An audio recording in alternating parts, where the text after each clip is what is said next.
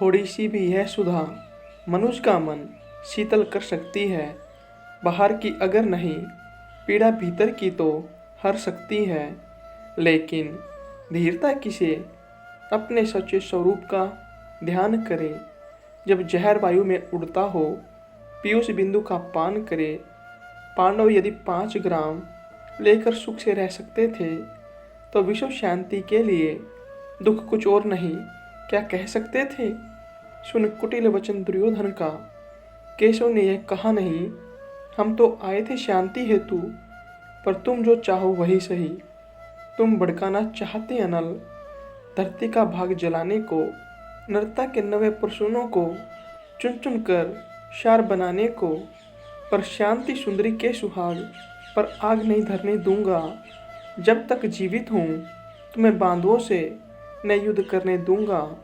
लो सुखी रहो सारे पांडव, फिर एक बार बन जाएंगे। इस बार मांगने को अपना वे सब तो न वापस पाएंगे। धरती की शांति बचाने को आजीवन कष्ट सहेंगे वे। नूतन प्रकाश फैलाने को तप में मिल निरत रहेंगे वे। शत लक्ष्य मानव के सम्मुख 10-5 जनों का सुख क्या।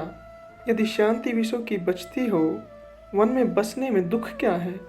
सच है कि पांडुनंदन वन में सम्राट नहीं कहलाएंगे, पर काल ग्रंथ में उससे भी वे कहीं श्रेष्ठ पद पाएंगे।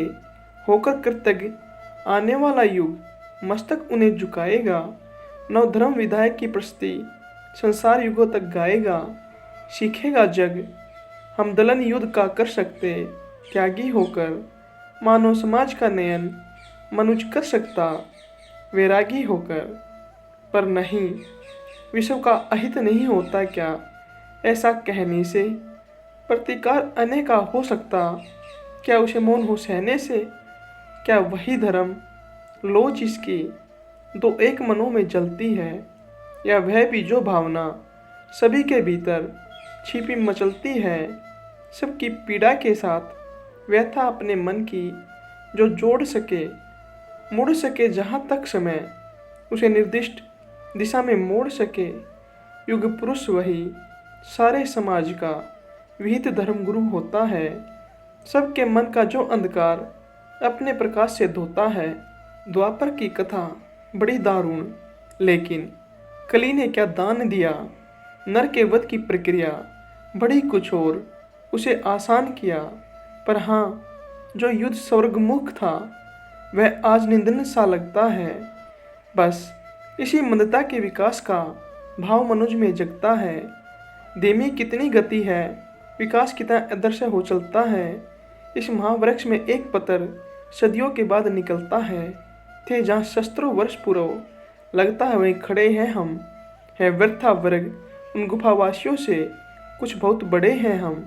अनगढ़ पत्थर से लड़ो, लड़ो किटकिटा नखों से, दांतों से, या लड़ो रक्ष के रोमकुच पूरित वर्जीकृत हाथों से, या चढ़ विमान पर नरम मुट्ठियों से गोलों की वृष्टि करो। आ जाए लक्ष्य में जो कोई, निष्ठुर हो सबके प्राण हरो। ये तो साधन के भेद, किंतु भावों में तत्व नया क्या है। क्या खुली प्रेम आँख अधिक, भीतर कुछ बड़ी दया क्या है। झर गई पूंछ रोमांच झरे, पशुता का झरना बाकी है। बाहर बाहर तन स्वर चुका, मन अभी स्वर्ना बाकी है। देव तो अलप, पशुता अथोर, तम तो प्रचुर परिमित आभा। द्वापर के मन पर भी प्रसरित थी यही आज वाली द्वाबा। बस इसी तरह तब भी ऊपर उठने को नर अकुलाता था, पर पग पग पर वासना जाल में उलझ उलझ रह जाता था।